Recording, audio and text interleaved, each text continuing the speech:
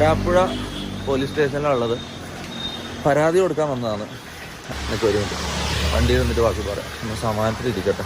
ഇന്ന് രാവിലെ മുതൽ ഓട്ടമായിരുന്നു.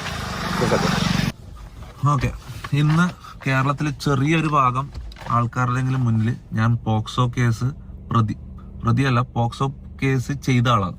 ഓക്കെ, പെണ്ണുങ്ങളെ പീഡിപ്പിച്ചിട്ട് അബോർഷൻ ചെയ്ത് പൈസ കൊടുത്ത് ഒഴിവാക്കിയ ആളാണ്. ഡ്രഗ് ഉപയോഗിക്കുന്ന ആളാണ്.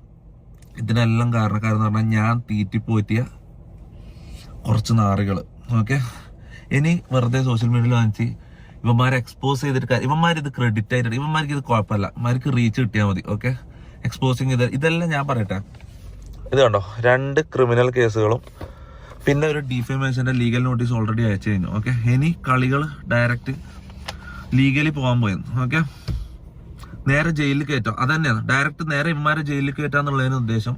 കാരണം എക്സ്പോസിങ് ഒന്നും ഇവർക്ക് ഇതൊക്കെ റീച്ചാ, ഇതെല്ലാം നെഗറ്റീവ് റീച്ച് മുന്നോട്ട് പോവാ, ഇതാണ് ഇവരെ മൈൻഡ്. ഓക്കെ, അപ്പൊ ഞാൻ പറഞ്ഞിരുന്ന വെച്ചാൽ പോക്സോ കേസ്, അബോർഷൻ കേസാണെന്ന് എനിക്കറിയില്ല. പക്ഷെ സ്റ്റിൽ സമൂഹത്തില് ഒരാളെ നാറ്റിക്കണമെങ്കിൽ ഫസ്റ്റ് മൈൻഡിൽ വരുന്ന എന്തൊക്കെ കാര്യങ്ങളുണ്ടോ അതൊക്കെ ഇവരെനിക്കെതിരെ പറഞ്ഞിട്ടുണ്ട്.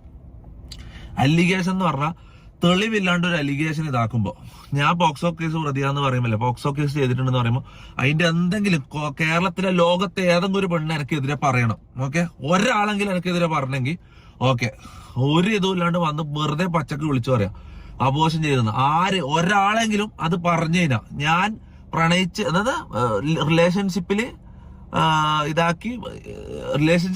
പ്രണയം നടിച്ച് പീഡിപ്പിച്ചിട്ട് അബോർഷൻ ചെയ്ത് പൈസ കൊടുത്ത് ഒഴിവാക്കിയത് ഒരാളെങ്കിലും ഇത് വന്നിട്ട് പറഞ്ഞു കഴിഞ്ഞാൽ ഓക്കെ. പിന്നെ ഡ്രഗ്സിന്റെ കാര്യം, എന്റെ വീട്ടില് ഞാനില്ലാത്തപ്പം ഡ്രഗ്സ് കയറ്റിയിട്ട് എന്റെ അലമാരയിൽ ഡ്രഗ്സ് എടുക്കുന്നതായിട്ട് വീഡിയോ എടുത്തു വെച്ചേക്കാം. ഇത് എത്ര മാസം മുമ്പ് എടുത്തു വെച്ച വീഡിയോ?